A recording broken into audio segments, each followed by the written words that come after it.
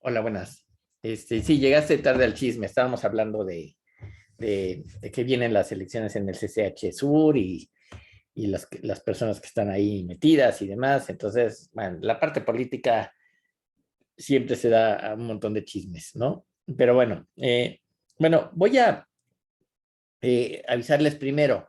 Ya les puse en el chat de vida artificial del seminario, les puse el enlace al software de P-Robots, ¿no? Que es el que vamos a usar para luchar como robots. Y miren, lo estuve revisando un poquito ayer y tiene su editor y demás y pueden ustedes compilar como en una especie de subconjunto de Pascal. Es Pascal, ¿eh? O sea, tiene repeat, tiene for. Vean los ejemplos. El manual está bastante bien explicado y además vienen un montón de robots ya armados para que los vean. Entonces, es un lenguaje de alto nivel en cierto sentido. Bueno, es Pascal, es un subconjunto de Pascal, donde hay una serie de funciones diseñadas para los robots, ¿no? A lo mejor algunos de ustedes lo habrá visto. Hay un programa en la televisión estadounidense, que no sé si siga o no, yo alguna vez lo vi, que se llama Robot War o Robot Fight o algo así. Y son robots físicos que los arman con martillos y con fuego, hacen, o sea, tienen para expulsar fuego y golpear y disparar cosas y no sé qué, y luchan en una arena, ¿no? Y no sé si están controlados si son por control remoto o si son programados y se echan a jugar, ¿no? Y entonces, pues tienen diferentes acciones y se vale de todo, ¿no? Y el robot que sobrevive a todos los golpes de la vida ahí en la arena, pues gana la batalla y le dan una lana seguramente. Bueno, pues esto es lo mismo nada más que en el software. Pero miren, esta guerra de robots era lo que les decía de la guerra de Core Wars. Core Wars en el fondo, pues yo tengo un programa de computadora que hace algo y hay otro programa que quiere eliminarlo, ¿no? Como decían, a alguien se le ocurrió escribir un programa que se llamaba Creeper, que lo que hacía era llenar la memoria con el software, ¿no? Con el código, y después alguien decidió que solucionar el problema era hacer un programa que cuando encontrara la instancia del creeper, lo fuera quitando, ¿no? Lo fuera eliminando. Y en el fondo, eso es lo que básicamente pasa de manera muy abstracta y muy general cuando alguien se enferma, ¿no? Cuando entra un virus como el del COVID, bueno, pues el virus empieza a infectar las células y demás hasta que tiene una infección generalizada y la persona se siente mal, ¿no? Y entonces, bueno, uno va al médico y el médico le da medicinas o le da cosas para lidiar con el problema y entonces, de alguna manera, el software que hace daño, el creeper, viene a ser el virus y la vacuna o las medicinas que uno toma, pues viene a ser el Reaper, el que cura la infección, ¿no? Entonces, digamos que la guerra de robots es el paso siguiente, ¿no? Ya la arena ya no es el ser humano, ¿no? Pero es una abstracción del juego del vivir, ¿no? De la vida misma, ¿no? De que uno está en un entorno y el entorno pues, es peligroso y hay una serie de opciones en su contra, ¿no? Y entonces cada quien lucha por mantenerse vivo, ¿no? Al final del día, ¿no? Y la naturaleza es así. Ustedes ven que los animales se comen a otros animales, los seres humanos comemos animales, nos guste o no, porque si no nos morimos, ¿no? Y si no comemos animales, comemos plantas, pero algo comemos que estaba vivo y tenemos que matarlo para comerlo, ¿no? Pues es la ley de la vida, ni modo, nada. No podemos ponernos en otro plan, decir, eso no se hace. Está bien, entonces, ¿qué vas a comer? ¿Piedras? Pues no puedes, ¿verdad?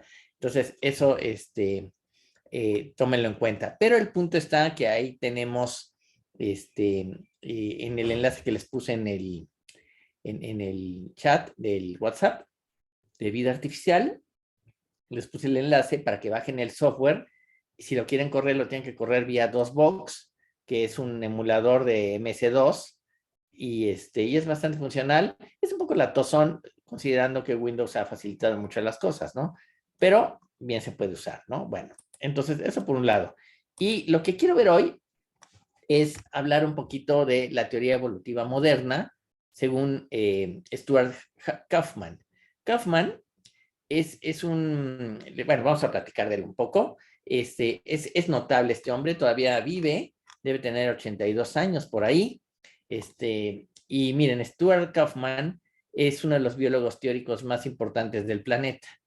Y a pesar de su edad, ahorita debe estar retirado, pero aún así eso no quiere decir que no piense y que no desarrolle todavía trabajo, ¿no? Kauffman está muy relacionado con la vida artificial porque sus investigaciones lo han llevado a proponer una serie de conceptos que sin duda podrían generar el siguiente paradigma en la definición de la vida. Un paradigma viene a ser una nueva idea, ¿no? Que no se ha usado, y por ejemplo, en cómo se define la vida. Ya habíamos hablado desde el inicio del seminario que definir la vida no es tan fácil, ¿no?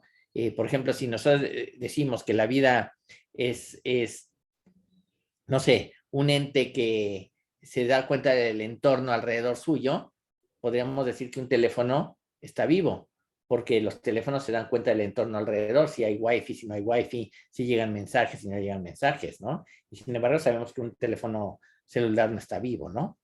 Pero bueno, regresando al punto, es que el problema central de Kauffman empieza con un interrogante que es, ¿cómo es que existe la vida? ¿No? ¿Qué artes hubo que pasar? O sea, ¿qué hizo la naturaleza para que de pronto ciertos elementos químicos cobraran vida? Entender el mecanismo de la creación de la vida nos haría entender no solo nuestra propia existencia, sino además tendríamos al menos pistas importantes para sintetizar otras formas de vida. El problema es que no sabemos cómo es que se combinan las cosas. O sea, yo puedo combinar elementos químicos y no genero vida, ¿no? ¿Qué es lo que genera la vida? ¿En qué momento se genera y por qué, no? ¿Cómo es que elementos que no tienen vida cobran vida? Valga la expresión, ¿no? Von Neumann había hecho notar algo interesante, que la vida no puede existir si no hay un grado de complejidad presente. Y eso es muy, muy importante. Una vez alcanzado este estado, se empezaría un mecanismo evolutivo para crear moléculas más complejas y en algún momento llegar a los organismos. Esto sería, de acuerdo a Kauffman, un largo y tortuoso camino de prueba y error constante. Kauffman hace notar que la probabilidad de que los sistemas complejos surgieran es mucho menor de lo que la gente cree. Quizás se nos olvida que la naturaleza no tiene prisa y que eventualmente se pueden dar las condiciones para la creación de la vida. Vamos a decirlo de esta manera. El tiempo para la naturaleza, para el universo, o sea, ahí está. O sea, ¿cuántos cientos, miles de años quieren que pasen hasta que ocurra un cambio? No tiene prisa. Lo hará cuando se le antoje, ¿sí? Así que los sistemas complejos pueden tardar todo lo que se quiera para surgir, pero una vez que surgen, se pueden crear sistemas más complejos a partir de esos. Y eventualmente se crea la vida. La historia de Kauffman empieza en el Dartmouth College, en donde se inventó el BASIC, donde estudió filosofía orientada a la lógica. Y era un experto en lógica booleana. De hecho, en donde solo hay dos valores que se trabajan, verdadero o falso, ¿no? Y conectores lógicos como AND, OR, NOT y OR exclusivo. Pero el siguiente paso del recién graduado filósofo fue ir a Oxford, donde obtuvo la beca Marshall. Kauffman quería estudiar la filosofía de la mente, pero por alguna razón, la biología teórica le llamó poderosamente la atención. De hecho, por razones que ni él sabe explicar, se hizo médico en lugar de biólogo. Entre los estudios que tuvo que hacer fue el tratar de comprender la diferenciación de las células humanas. Y van a ver qué interesante es lo que hizo Kauffman. En realidad, la diferenciación de las células humanas es algo que es un misterio biológico. ¿Cómo es que un huevo fertilizado, ¿no? Por ejemplo, en los seres humanos, cuando un espermatozoide llega y llega al óvulo y entra a él y entonces lo fertiliza, de pronto empieza el esquema de duplicar sus células hasta que llega un momento en que éstas empiezan a diferenciarse para crear nervios, músculos, tejidos diversos. Todas las células, lo sabemos, contienen el mismo ADN, pero claramente un músculo no es un nervio. Y Kauffman trabajaba en esto cuando dos investigadores, Jacob y Monod, hallaron un mecanismo que pudiese explicar este comportamiento de diferenciación, al cual llamaron switcheo de genes.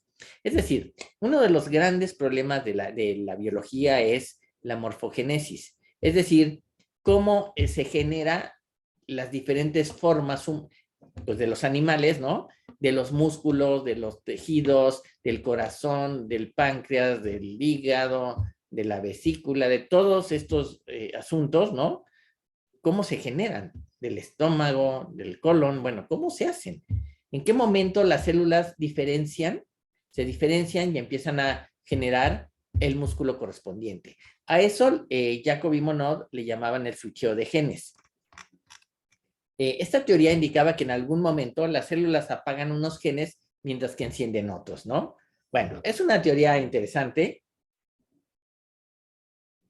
pero pues es meramente una teoría, es decir, para poder probar que esto existe, deberíamos poder ver los genes en diferentes estadios o estadios, ¿no? Irlos viendo para ver qué se prenden y qué se apagan.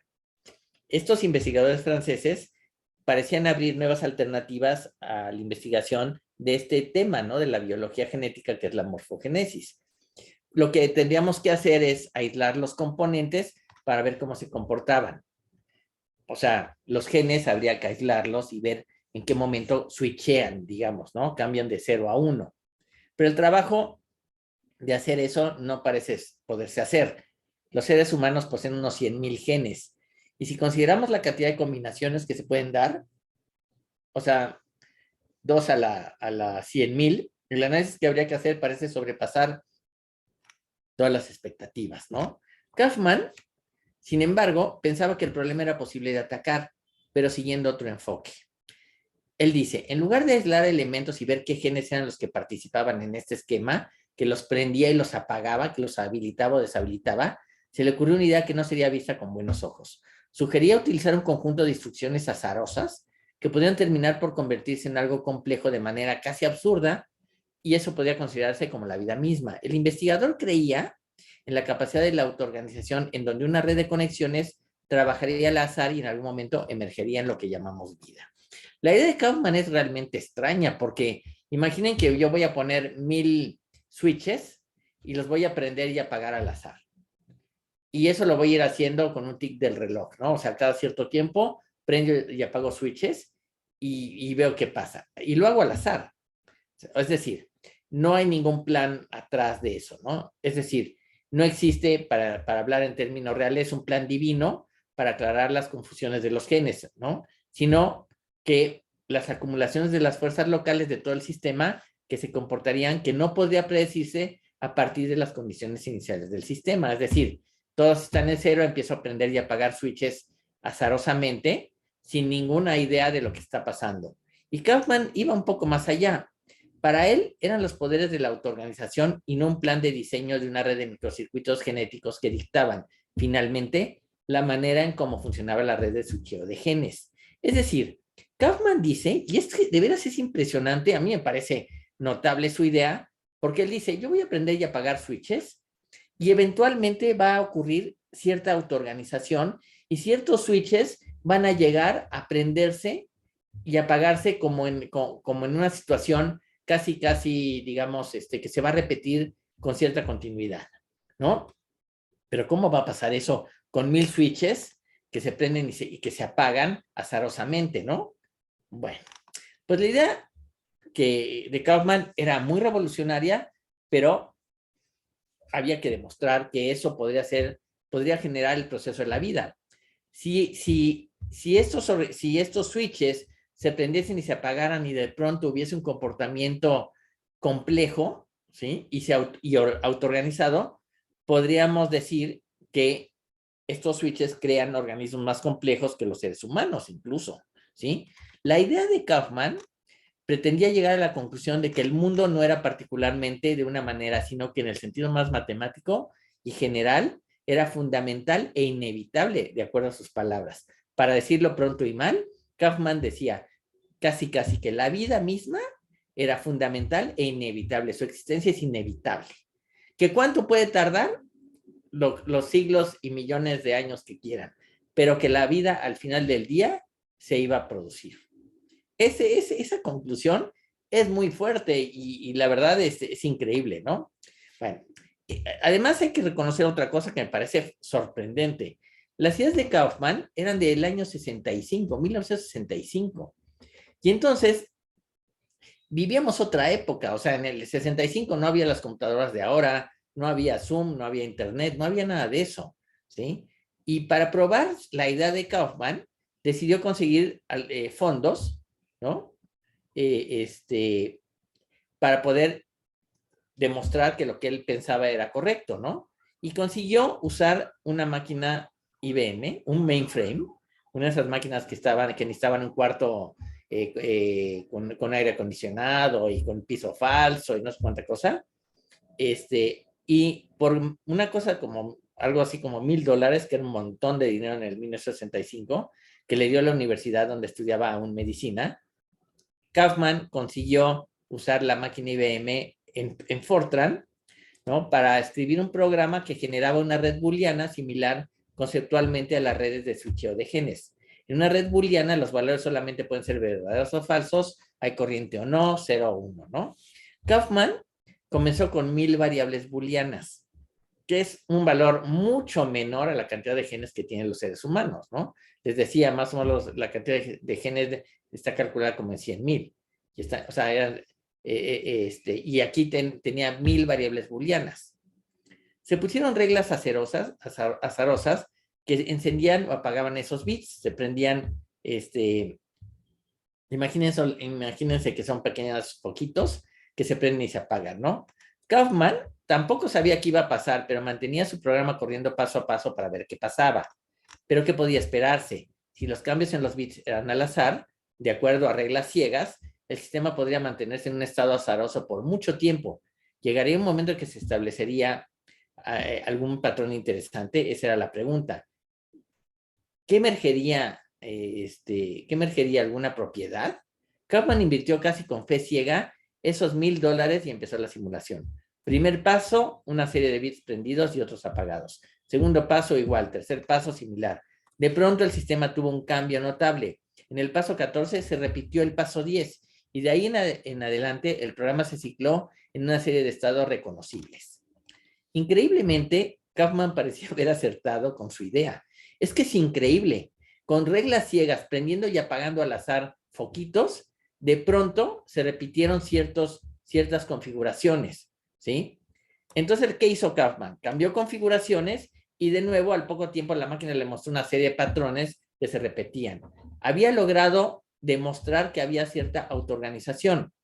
Y lo que no sabía Kaufman en ese entonces, en el año 65, es lo que se llama en teoría de caos un atractor periódico. Es decir, es un atractor, es una situación que se repite o que tiende a ir a ese lugar, por eso se atrae a una configuración en particular. La razón no se sabe, pero se atrae a una razón en particular y eso es periódico, se repite continuamente. Pero a pesar de ello, a pesar de que Kaufman no sabía que eso era un atractor periódico como ahora se conoce en teoría del caos, ¿sí? Lo que logró es que su experimento se llamara el modelo de Kaufman, ¿no? Entonces, nada más déjenme ver, ¿sí? No.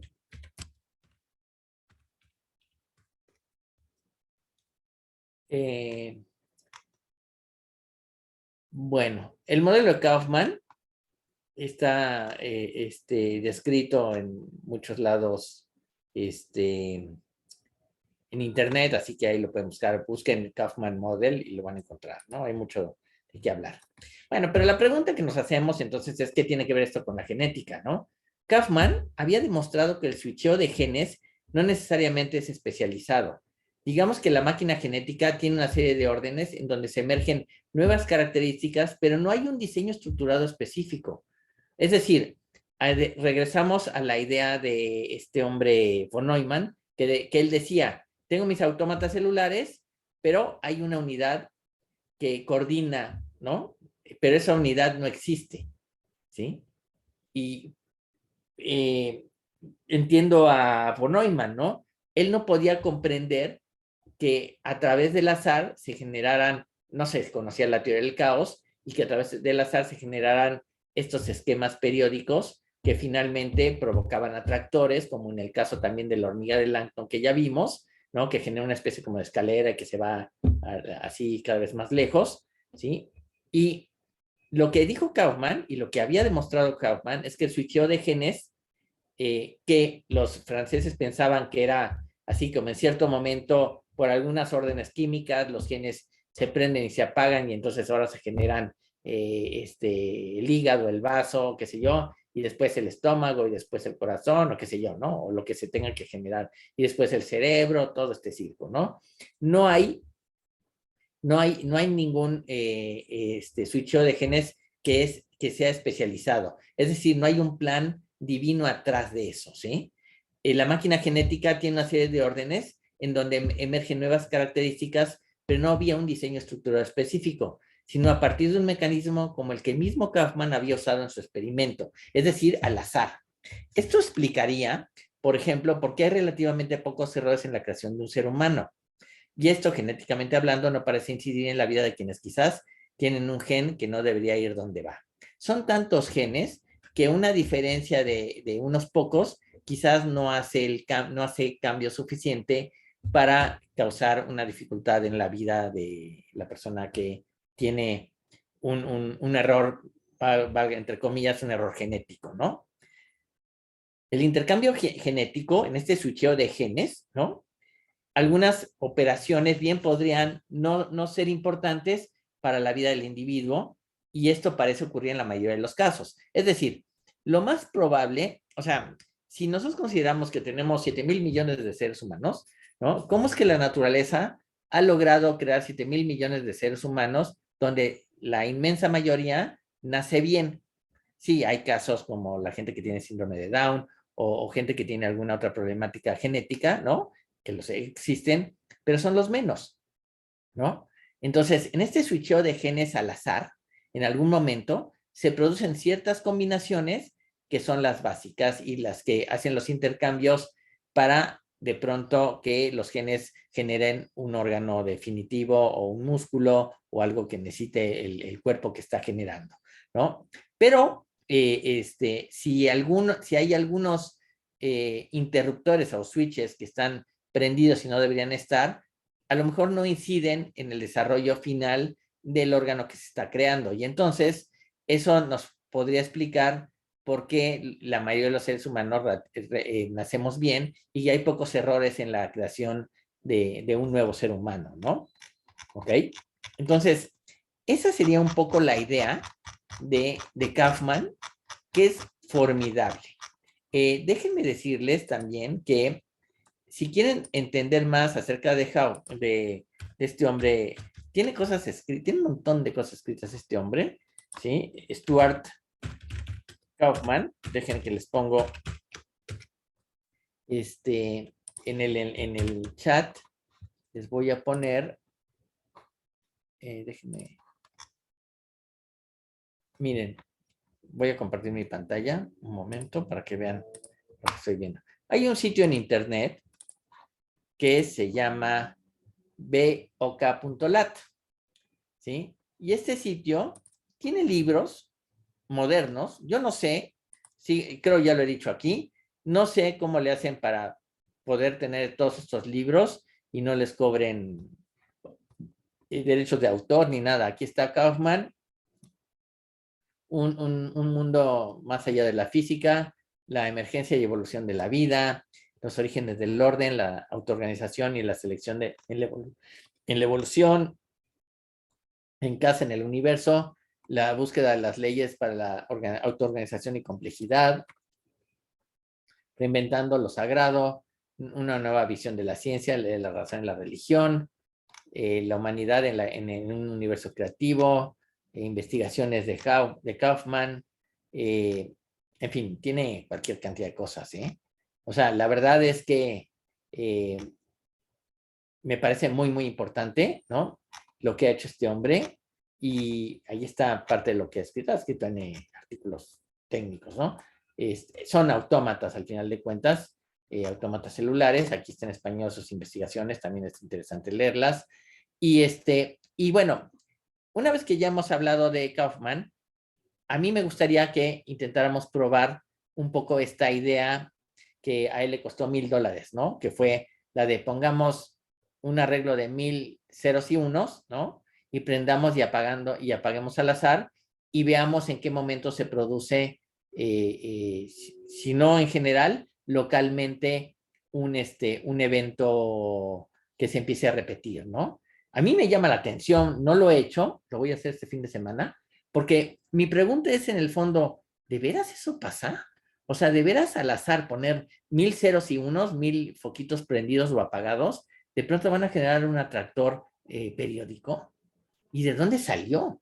¿No? Entonces, parece ser que esto es parte de la misma existencia, es decir, yo hubiera esperado, como hubiera esperado la mayoría de la gente, que pues, si es al azar no hay nunca nada, ¿no? Y sin embargo, si empieza a haber un atractor y se repite continuamente cada cierto tiempo, que es periódico, entonces estamos hablando que de la nada surge esta autoorganización que Kaufman demuestra que existe, ¿no? Yo quisiera saber si es cierto y lo voy a poner en tela de juicio y lo voy a investigar el fin de semana, voy a poner mi software, voy a escribir un software muy sencillito, porque es muy trivial escribir un software de esos, para saber qué está pasando, ¿no?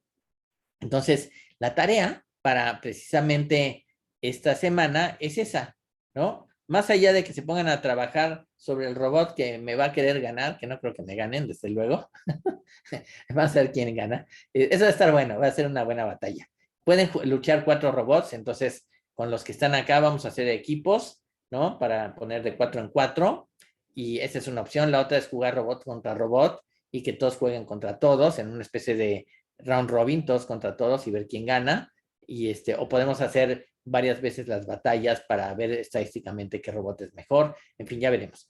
Pero en el caso de la tarea es ahora, más allá de eso que tienen que trabajar sobre las instrucciones de los robots, intentan hacer un programita que haga lo que hizo Kaufman. Está descrito en el capítulo, o sea, en el capítulo 9 del libro de Jugando a ser Dios, está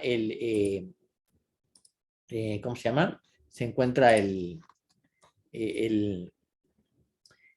¿cómo se llama? Lo que hemos visto hoy aquí, ¿no? Vale mucho la pena. Kaufman me parece un tipo fuera de serie. Son de esas gentes que, bueno, por el tema en el que trabajan, probablemente nunca le van a dar el premio Nobel, ni mucho, ni demás, pero evidentemente sus ideas son fuera de serie, ¿no?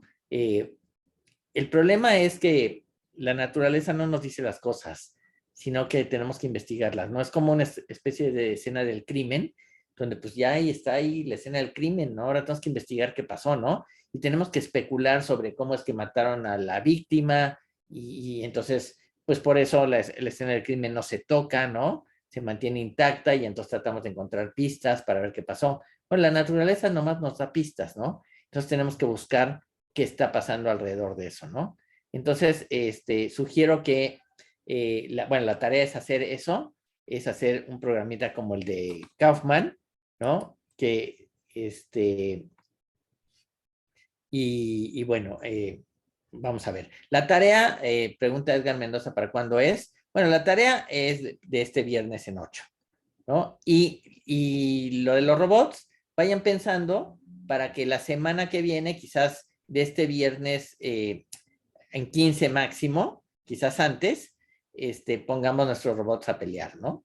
Y hagamos una sesión de juego a ver de qué cuero salen más correas, ¿no? Vamos a ver quién es el bueno en este caso, ¿no? Entonces, tienen una semana para hacer la tarea. Esta tarea sale en media hora, pues.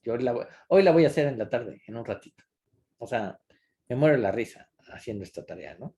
Está muy fácil. Entonces, eso sería básicamente la tarea. Y les sugiero, les voy a decir, por ejemplo, investigaciones de Kaufman, que está en español, creo que vale la pena, pero el que me parece más importante es de el origen del orden, los orígenes del orden, la autoorganización y la selección en la evolución. Me parece muy, muy importante. Y el otro que me parecía que valía mucho la pena es la emergencia y la evolución de la vida, ¿no? Y fíjense, Kaufman no habla de la vida, la complejidad de la vida es enorme, como bien lo menciona el mismo von Neumann, ¿no? Él decía, bueno, primero, para que exista vida debe haber cierto grado de complejidad, pero una vez que se logra eso, entonces la complejidad es incluso mayor. Y quizás esa complejidad, ¿sí? Tenga ciertas reglas que son la autoorganización que provoca más complejidad, ¿no? Y entonces, obviamente, este hombre Kaufman se va a lo más elemental, trata de abstraer los conceptos lo más posible para no meterse en un brete que no pueda resolver, ¿no? El otro día hablaba con un médico que es oncólogo y otras cosas, y me decía, por ejemplo, que el riñón, ¿no?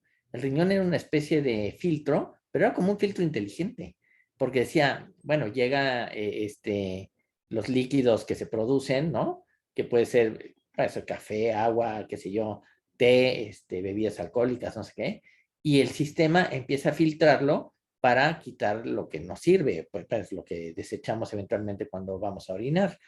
Y decía, pero hay atrás una serie de procesos químicos que, que el riñón de pronto pide más de cierta sustancia o de otra sustancia para que sea más fácil el proceso de filtrado que está haciendo, ¿no? Y decía, y me decía ese doctor, me decía algo así, y bueno, eso casi este doctor me decía que eso habla de la existencia de Dios, ¿no? Porque es tan complejo que cómo podemos explicarlo si no es a través de un Dios, ¿no? Bueno, yo no me voy a meter a discutir estas cuestiones de si existe Dios o no, pero ya no se lo quise decir porque tampoco me voy a pelear con un doctor, ¿no? ¿Para qué? Pero la complejidad no necesariamente hay atrás un Dios, ¿no? La complejidad puede ser ciega, la autoorganización puede ser ciega. Esos yo creo que son los elementos fundamentales de este curso. O sea, la vida artificial nos muestra que puede haber los elementos de la vida a partir de reglas ciegas y que generan autocomplejidad y que generan autoorganización. ¿Cómo le hace? ¿Qué mecanismos hay atrás al respecto? Nadie sabe, pero ahí están, ¿eh? Porque ocurre, ¿no? Entonces, con la computadora estamos simulando estas cosas. Por eso quiero que intentemos hacer el programa de Kaufman, ¿no? Las redes, ¿cómo les llama? Las redes, eh, binarias, ¿no? Network, creo que se llama así, redes binarias de Kaufman también. Sí, redes binarias de Kaufman, ¿no? Y ya hay mucha información en en ¿cómo se llama? Miren, les voy a poner solamente una, donde quizás pueden ver, miren, les voy a poner este artículo que parece interesante también, ¿no? Hay mucha información, es que hay mucha información, ¿eh? Ok, aquí está. Entonces,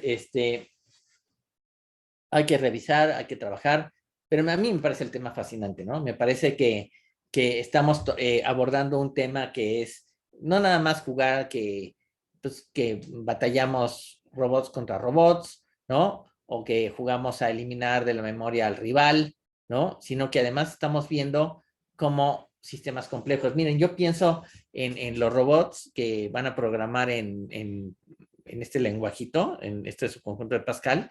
Piénsenlo como un virus. Piensen que es un virus inteligente, que toma ciertas acciones, pero obviamente su inteligencia no es modificable. Una vez que el programa ya funciona, no puede crear más cosas de la nada, ¿no? Entonces, hay una limitación al respecto, ¿no? No puede cambiar. El software, cuando se escribe, no cambia, ¿no?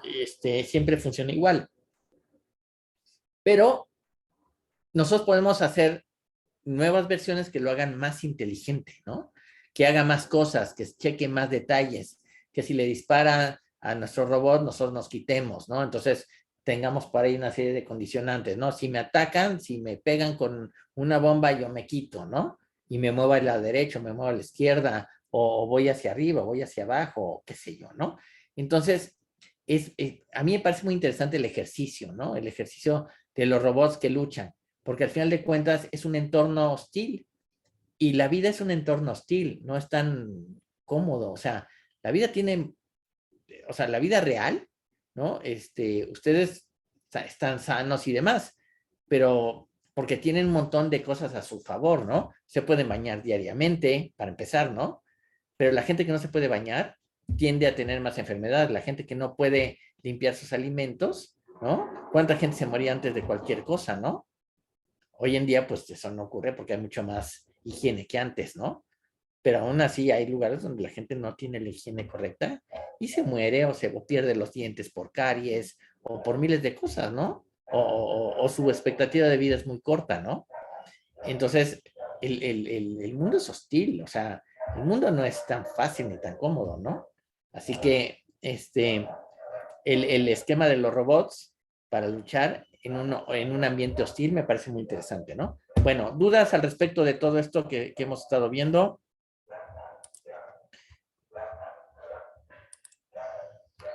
La tarea es para dentro de 15 días, ¿no? Perdón, la tarea es para dentro de una semana y la tarea de hacer su robot para luchar, pues en 15 días más o menos estamos peleándonos en la batalla, ¿no? ¿Alguna otra duda? ¿Comentario? ¿Nada? Bueno, si